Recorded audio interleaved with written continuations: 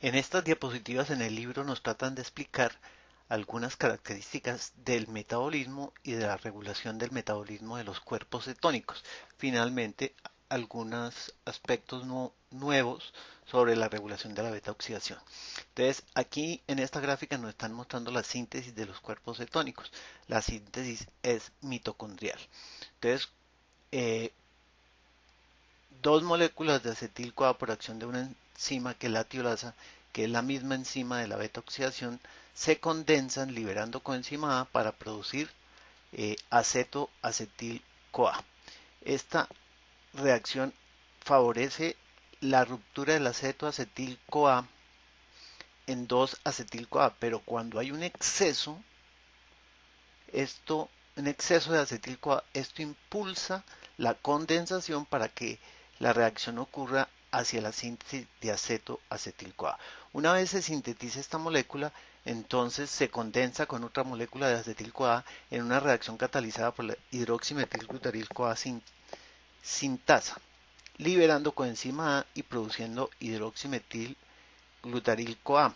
Esta hidroximetilglutaryl-CoA se rompe en una reacción catalizada por la hidroximetilglutaryl-CoA liasa, liberando acetil-CoA y produciéndonos acetato. Este acetato se puede convertir en beta hidroxibutirato, que es uno de los cuerpos cetónicos, y el otro cuerpo cetónico es el acetato. La transformación del acetato a beta hidroxibutirato requiere NADH.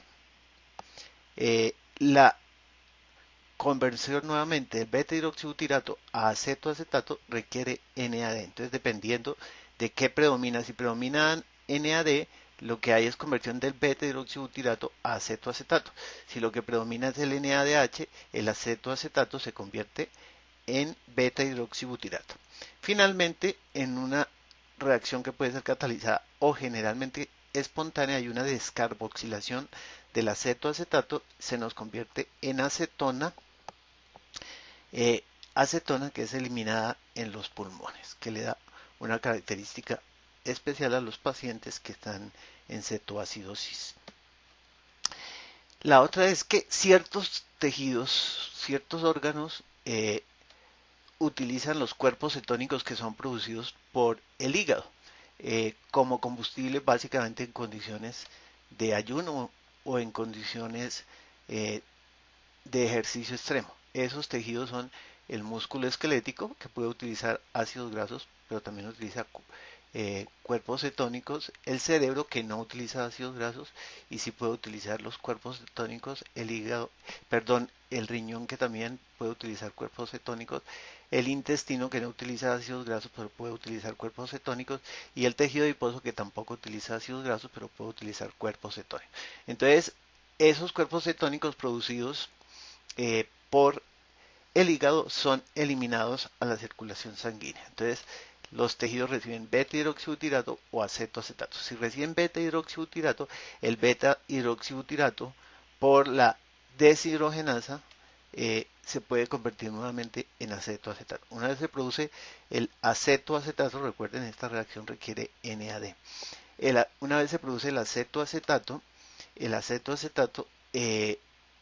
debe ser activado. ¿Qué es activado? Debe ser convertido en acetoacetil-CoA.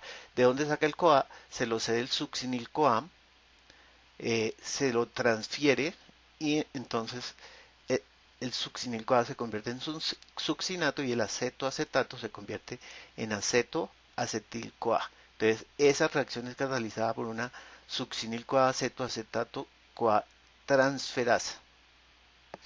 Eh, el hígado básicamente no consume cuerpos cetónicos, se dedica a producirlos porque esta enzima o no existe o no está presente en suficiente cantidad. Finalmente, el acetoacetil-CoA en una reacción catalizada por la tiolasa, entonces se convierte en dos moléculas de acetil-CoA.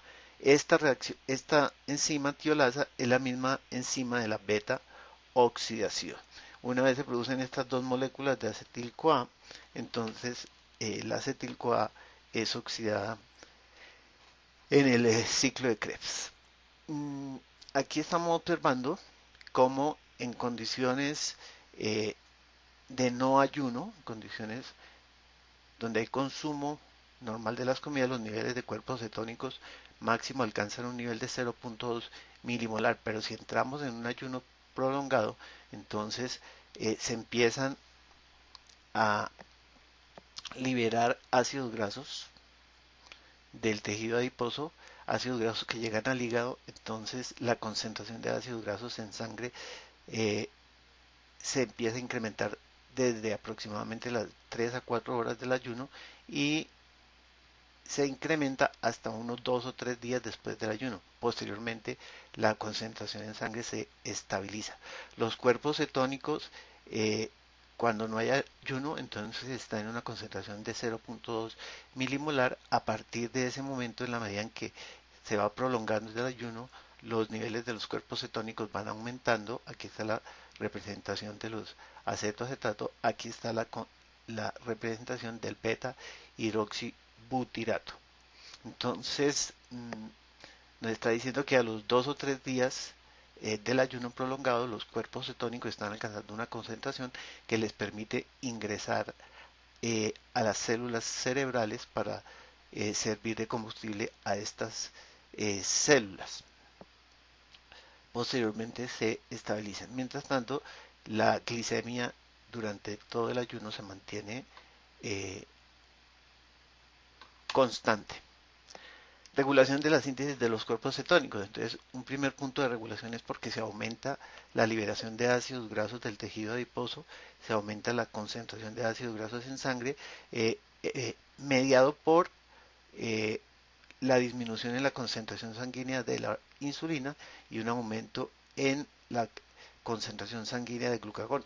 También por el ejercicio, entonces se puede producir adrenalina que nos produce la misma activación de lipasas en el tejido adiposo que hacen que se hidrolicen los triglicéridos y nos liberen los ácidos grasos. Una vez llegan entonces los ácidos grasos, son activados, eh, se intercambia la coenzima perdón, por la carnitina en una reacción catalizada por la carnitina palmitoiltransferasa que normalmente es inhibida por malonil-CoA. Entonces, la quinasa dependiente de AMP que nos inhibe la acetil-CoA carboxilasa hace que disminuyan los niveles de malonil-CoA y por lo tanto no se inhiba la carnitina palmitoiltransferasa 1 y por lo tanto haya disponibilidad de acilcarnitina, de acil-CoA y por lo tanto haya la beta oxidación. Una vez hay beta oxidación, entonces en la beta oxidación se producen equivalentes reducidos en la forma de NADH y FADH2 que van a la cadena respiratoria y en la cadena respiratoria por la fosforilación oxidativa se sintetiza ATP. Este exceso de ATP hace que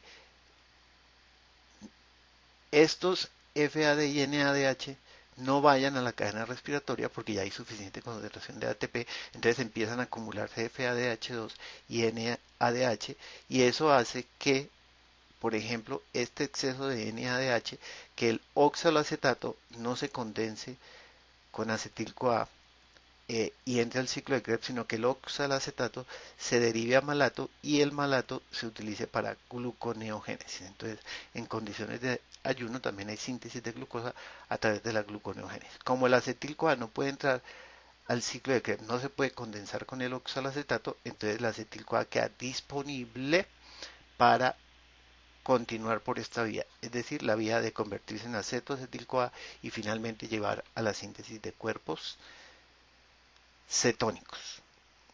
Finalmente, entonces aquí nos están mostrando cómo la beta oxidación puede ser regulada por un mecanismo de acetilación o desacetilación. Entonces, hay dos enzimas, acil-CoA deshidrogenasa de ácidos grasos de cadena muy larga y larga, que cuando se desacetilan se activan. Entonces, hay una serie de proteínas que son las sirtuinas, que van desde la sirtuina 1 hasta la sirtuina 7. Estas enzimas catalizan qué reacción. Aquí está la enzima que puede estar acetilada puede ser la de ácidos grasos de cadena muy larga o larga en sus lisinas. Entonces la citruina cataliza una reacción en la cual, utilizando N y catalizando la ruptura del NAD, transfiere el grupo acetilo a la adenosina difosfato ribosa para producir 2-acetiladenosina difosfato ribosa y liberar nicotinamida. Y eso produce la desacetilación de las enzimas y por lo tanto promueve la activación de la beta oxidación.